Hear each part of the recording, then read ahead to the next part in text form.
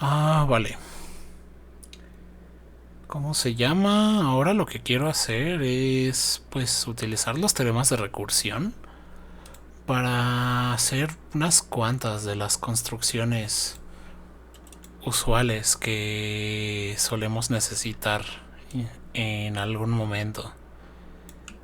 Y para eso, pues bueno, voy a copiar los enunciados de los teoremas de recursión para tenerlos a mano. Y vamos a ver. Primero de todo, pues a lo mejor una de las cosas más usuales que a lo mejor puede ser como la motivación de generar el teorema de recursión es hablar de que todos los sistemas de Peano realmente son isomorfos, donde pues bueno, un sistema de Peano era un conjunto n con una función s que va de n en n y un elemento x0 que pertenece al conjunto n. Hay como varias formas de enunciar todos los axiomas de sistemas de Peano. A veces se dice pues que simplemente si n pertenece a n, entonces s de n pertenece a n también y cosas del estilo. Pero bueno, a mí me gusta enunciar ese tipo de axiomas como parte de la forma en la que estamos formulando los objetos. En particular, pues que S ya es directamente una función que va de n en n. ¿Y qué debe cumplir esta cosa? Pues que x0 no debe pertenecer a la imagen de S, que S es inyectiva y que el principio de inducción.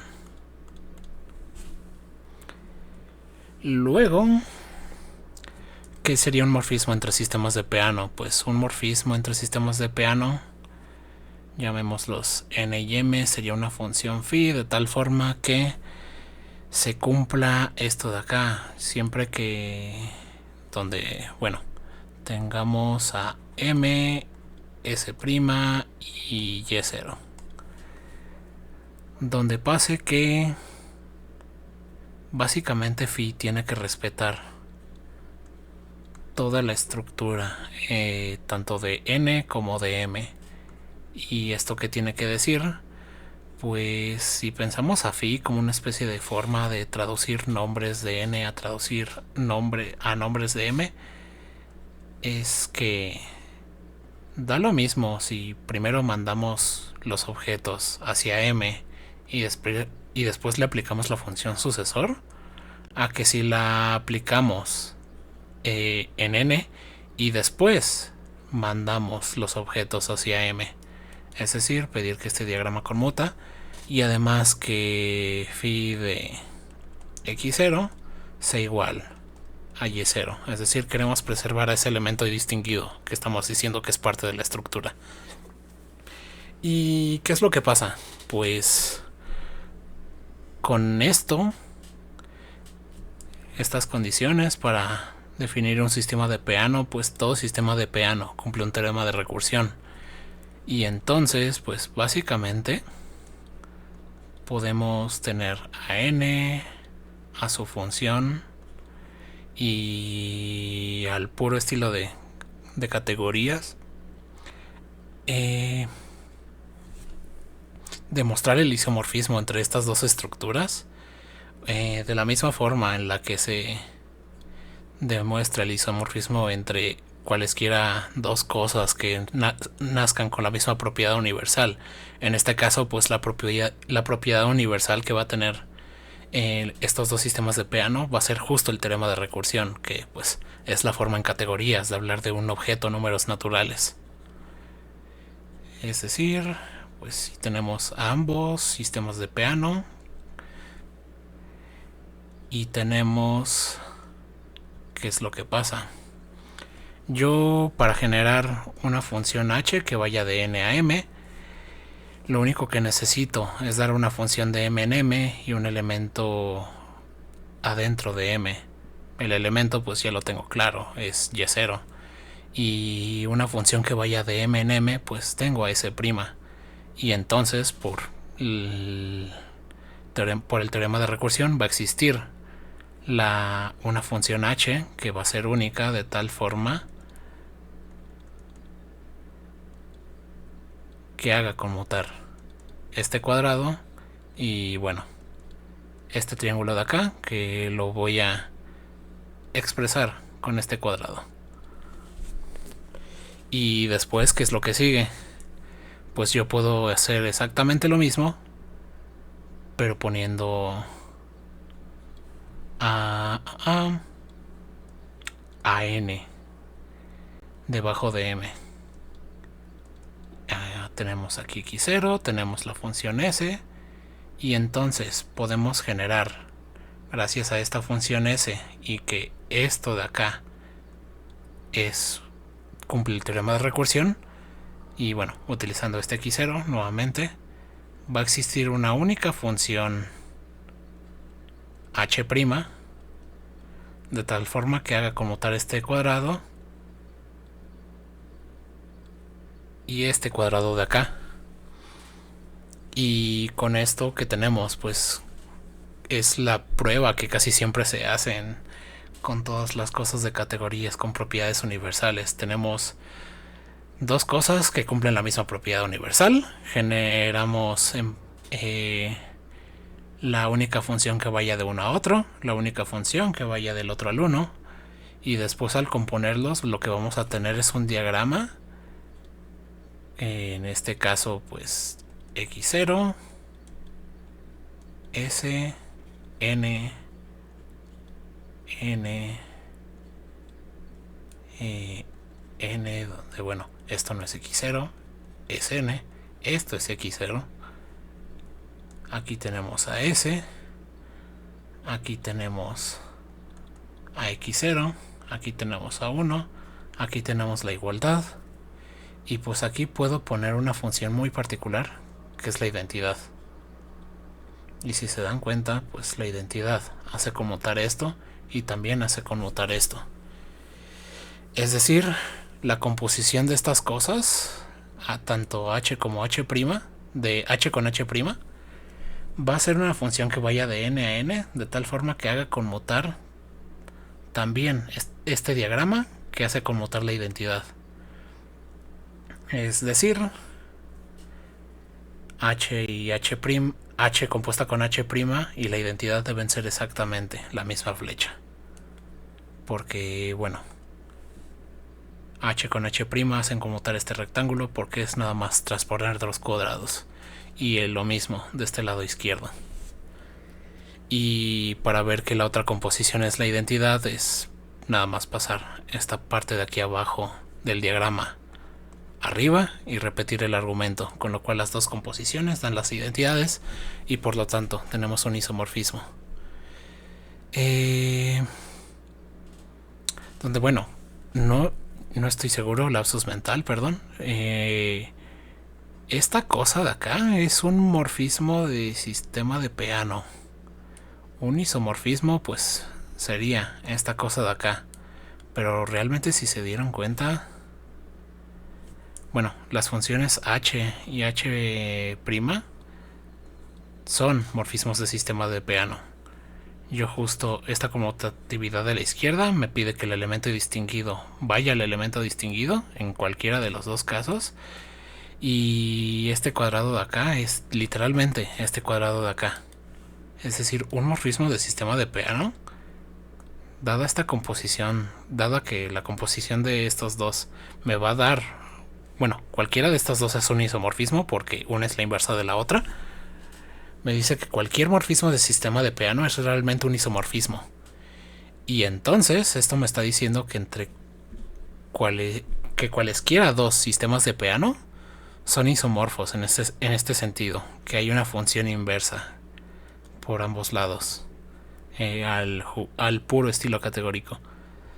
¿Y qué más podemos hacer mediante los teoremas de recursión?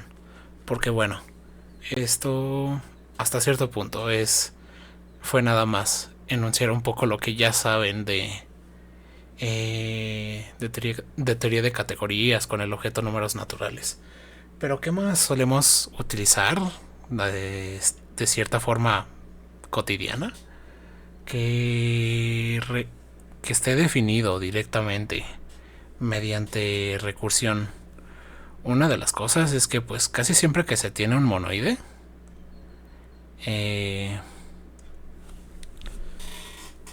uno puede hablar de una especie de inclusión de los números naturales ahí dentro, ya sea que el monoide se escriba de forma aditiva o multiplicativa.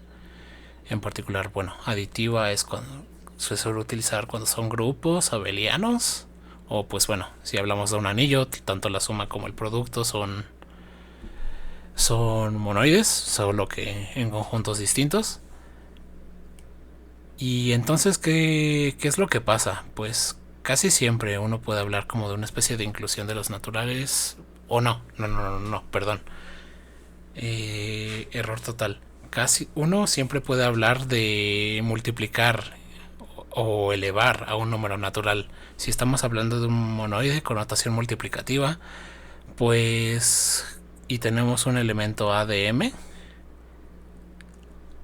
generalmente podemos definir A a la 0 como el elemento neutro de nuestro monoide, donde un monoide, recuerden que es un conjunto con una operación binaria de tal forma que exista un neutro por la izquierda y por la derecha, que sea el mismo.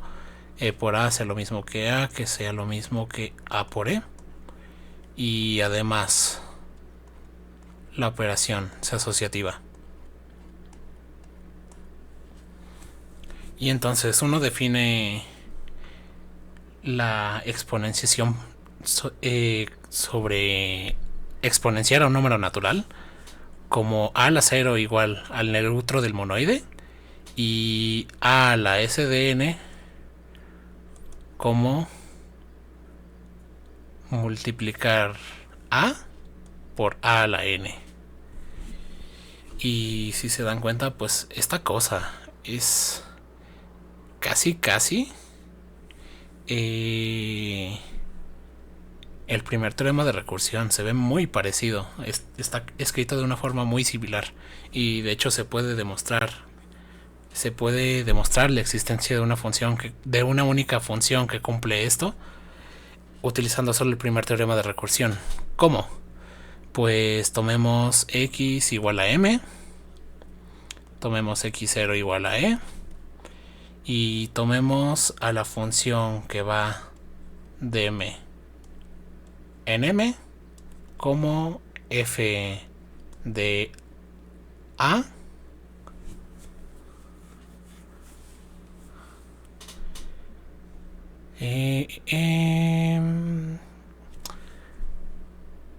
ok, sí. Sí. Vamos a tomar f, vamos a agarrar un elemento particular llamado a, que va a ser un elemento de m, y ahora sí, f de b va a ser exactamente lo mismo que agarrar b y multiplicarlo por a. Y entonces, ¿qué nos dice el primer teorema de recursión?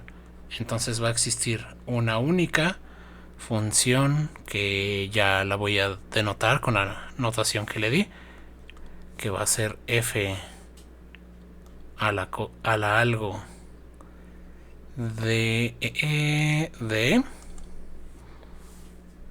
que va a ser una función de los naturales en el monoide, de tal forma que ¿qué es lo que pasa? Que f a la 0 de e sea igual a e y f a la 0 a la SDN, perdón, de e sea lo mismo que f de f a la n de e. Pero ¿cuál es nuestra función? F a la f de un elemento en particular es multiplicarlo por a por la izquierda, es decir, a por f a la n de. Y entonces nada más queda darle una notación en particular. Definamos esta función f a la... Bueno, darle una nueva notación. F a la algo de E es lo mismo que A al algo.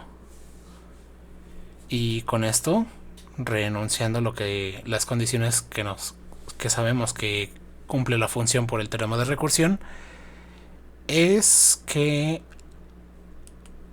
A a la 0 es lo mismo que, y que A a la S de n es lo mismo que multiplicar por a la izquierda a la n. Es decir, la forma en la que teníamos definido de forma informal, bueno, no sé si de forma informal sea la forma correcta de decirlo, pero bueno, ustedes me entienden. Y con esto ya tenemos la forma de definir exponenciar por cualquier número natural dentro de un monoide. Y podemos, en caso de que tuviéramos la notación aditiva, pues el proceso sería básicamente el mismo, solo que pues en este caso la notación cambiaría, que sería 0 por, en vez de decir a la 0, donde bueno, muchas veces en el caso de que la notación sea exponencial y en vez de utilizar a veces es posible que se denote como 1, y entonces elevar a la 0 es 1. Y en este otro caso, en el caso aditivo, este proceso de repetir muchas veces pues se va a ver como una multiplicación. 0 por a es lo mismo que 0, porque 0 es el neutro aditivo, o bueno, también lo podemos llamar e todavía, aunque no estoy seguro de qué tan correcto sea esto. Y S de n por a es lo mismo que a más n por a. Es decir, multiplicar a s de n, a por s de n es sumarlo, n es multiplicar por n y después sumarle un extra. Un poco de forma similar en la que se va a definir tanto la suma como el producto de los naturales. Y entonces, ¿qué otras cosas podemos hacer? Pues ya que estamos hablando de sumar cosas arbitrarias, pues hablemos de la suma, la notación sigma de suma, que es que cuando tenemos la notación de la suma desde i igual a 0 hasta algún número k de elementos i, donde vamos a pensar que a va a ser una función que va de omega hacia algún conjunto. De hecho, probablemente baste simplemente un monoide, aunque lo usual sea pues hablar de sumas de números naturales o sumas de números reales o números complejos, o la estructura algebraica con suma que más les agrade. En este caso pues vamos a quedarnos dentro de los naturales. Y esta sucesión pues vamos a utilizar un convenio igual similar al que utilizamos la otra vez cuando vimos la versión currificada del segundo teorema de recursión, y es que a de i lo vamos a denotar como a sub i. Y en este sentido, pues, ¿cómo vamos a definir esta suma de acá? Pues la suma desde i igual a 0 hasta 0 de a sub i va a ser exactamente lo mismo que a sub 0. Sumar nada más el 0º elemento es solamente quedarse con él. Y después la suma desde i igual a 0 hasta s de algún k de ahí es lo mismo que A sub I más la suma desde I igual a 0 hasta acá de A sub I. Y... perdonen. No es A sub I, sino que es A sub S de K. Y esta es la forma en la que uno podría definir recursivamente la suma. Y esto como se ve utilizando el teorema de recursión y utilizando cuál de los dos, que en este caso, spoiler, va a ser el segundo, por eso iba a decir segundo teorema de recursión. Es, pues bueno, vamos a tomar x igual a omega, porque en este caso vamos a definir esta suma sobre omega. X0 pues es el elemento con el que queremos empezar, que en este caso va a ser A0 o A de 0, y luego la función f que va de omega cruz omega hacia omega es lo mismo, es la función que va a hacer, ¿qué es lo que va a hacer? Al par n, m, ¿qué debería cumplir? Pues para recuperar al elemento A sub S de K, pues solamente necesito conocer quién es K. Y lo que le voy a pasar es y voy a pasarle K en el parámetro de la izquierda. Es decir, va a ser A sub S de N y después le sumo lo que ya tengo acumulado, el resultado anterior de la suma. Es decir, y ese resultado anterior lo voy a pasar por medio de m. Así que esto va a ser A sub S de N más m. Y entonces por el teorema de recursión existe una única función, llamémosla h, de tal forma que h de 0 es lo mismo que A sub 0 y h de S de N es lo mismo que f de n, h de n, que sabemos cómo se calcula. Así que esto es A sub S de N más H de N. Y con esto ya tendríamos definida la suma de forma formal, utilizando el segundo teorema de recursión, porque la diferencia entre estas dos cosas va a ser nada más la notación. Toda esta cosa de acá abajo va a ser la notación, y el parámetro de entrada donde lo vamos a anotar es acá. En este caso es 0 y este caso es S de K. Y pues bueno, tomando en cuenta que todo esto es notación, llamamos h, esta h de acá abajo, evaluado en 0, donde la entrada del parámetro es nada más allá, pues esto es lo mismo que A0.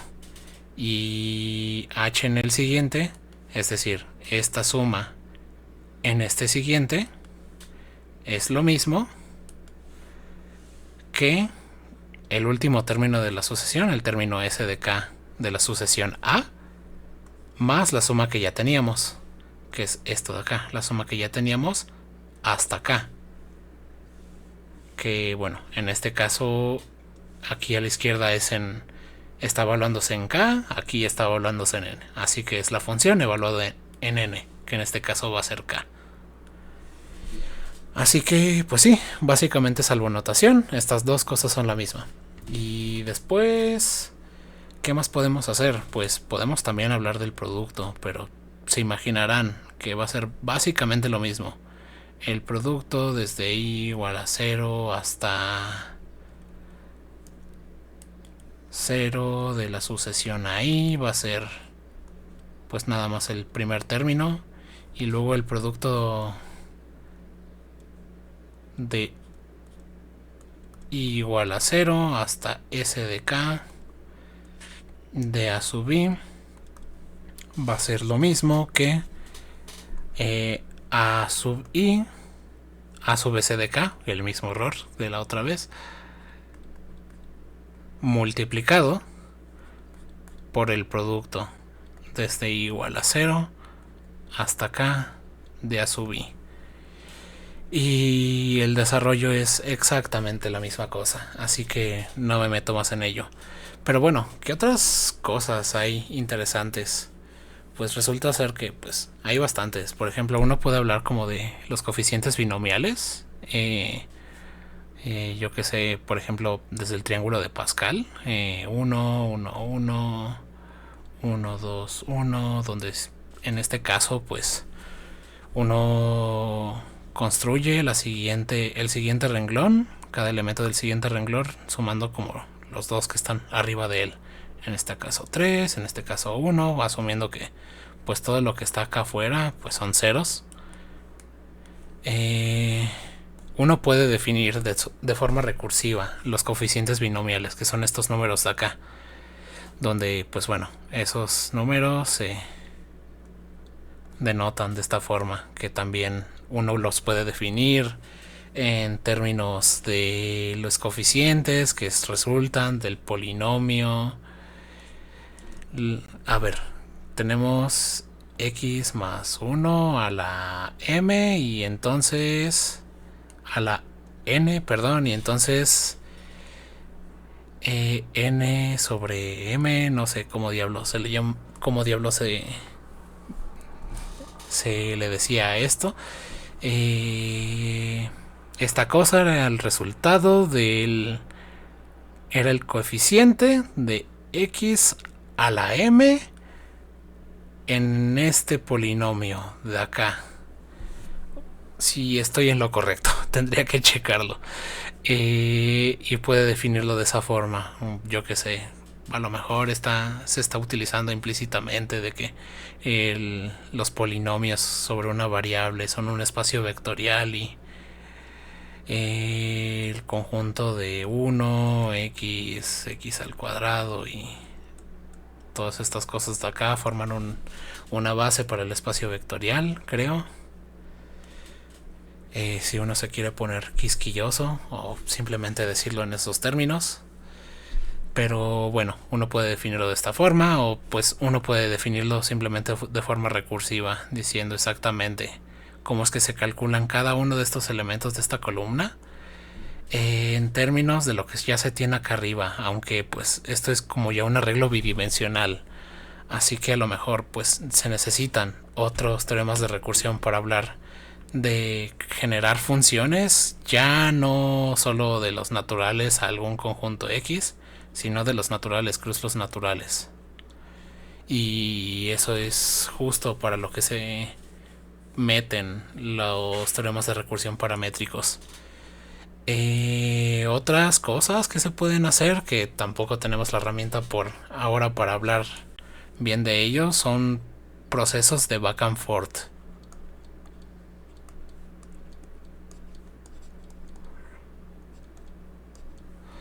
Creo que lo escribí bien. ¿Y qué son estos procesos de back and forth? Resulta ser que hay unas estructuras muy particulares, que son como estructuras numerables, que tienen como ciertas propiedades de homogeneidad.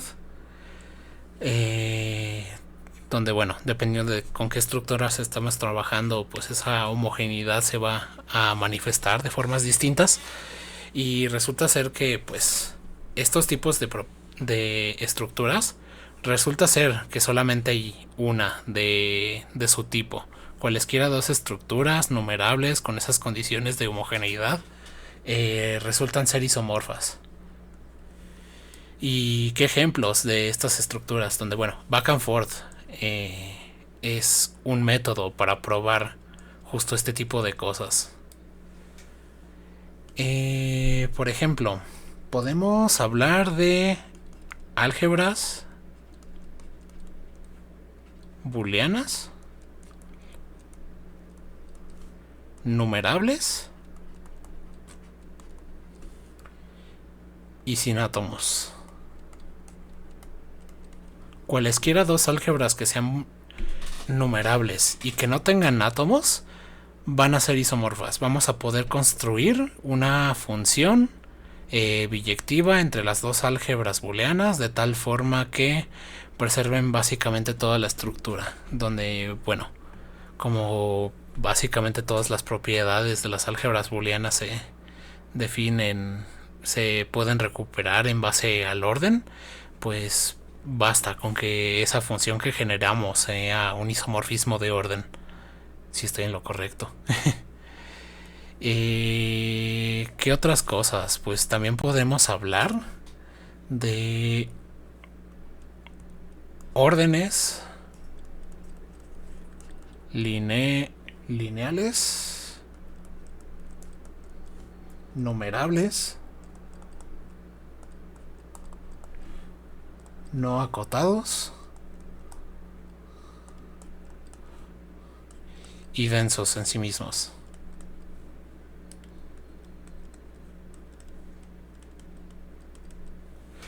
¿Qué son estos órdenes? Pues todos estos órdenes van a ser isomorfos a Q. Por donde, bueno, a lo mejor un esquema de la prueba y una forma sencilla de ver y motivar por qué vamos a necesitar teoremas de recursión más pesados de los que ya tenemos, que pues bueno, vamos a tener bastantes y aún así nos van a faltar. Es que la técnica es que justo esta condición de no acotados, pues nos dice que de alguna forma como que no hay extremos. Así que tenemos esta homogeneidad de no tener extremos. Todos los puntos pues van a tener un alrededor que no se vea extraño, no se vea como la orilla de algo. El densos en sí mismos pues también nos habla de cierta homogeneidad. Y el hecho de ser numerables nos permiten usar recursión.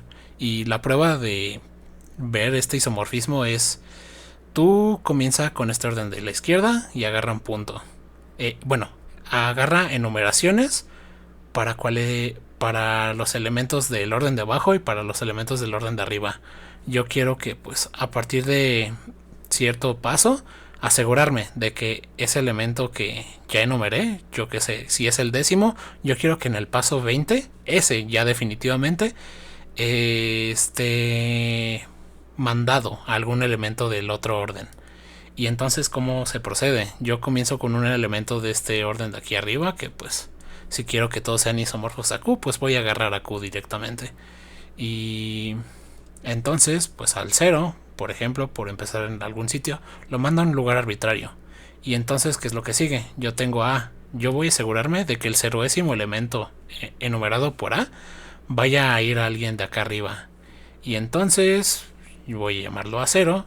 Y entonces voy a decir que va a dar a este elemento de acá, que lo voy a nombrar B0.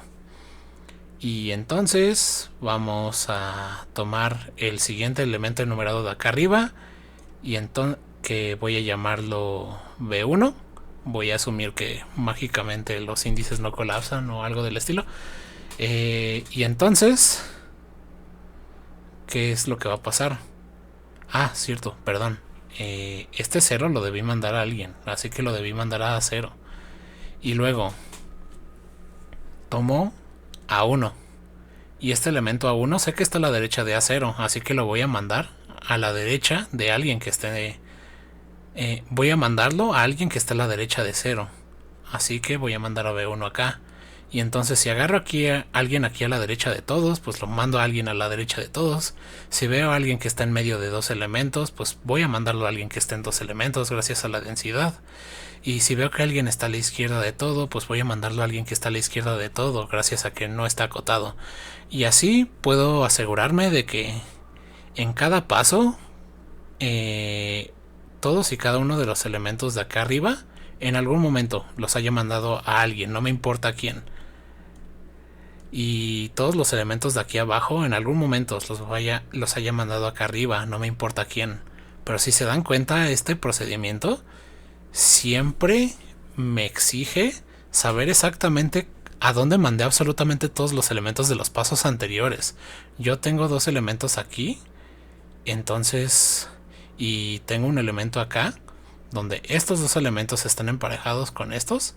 Yo necesariamente necesito saber exactamente en qué intervalo debo poder ponerlo. Así que necesito tener un registro de absolutamente todo lo que haya hecho recursivamente. No solamente necesito el último paso.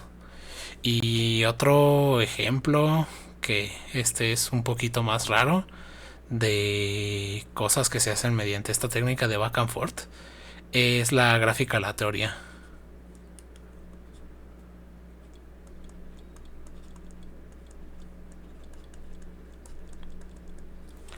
Resulta ser que si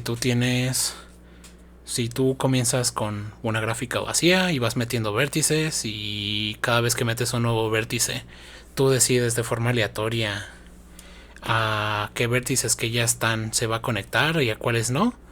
Si tú haces ese proceso ad infinitum, con una probabilidad del 100% vas a tener una gráfica en particular que se llama la gráfica de Radó, creo, y es la que se llama la gráfica aleatoria. Donde, bueno, esta cosa es un poquito más complicado de hablar directamente, pero pues bueno, ahí tienen el nombre para por si quieren meterse en un rabbit hole.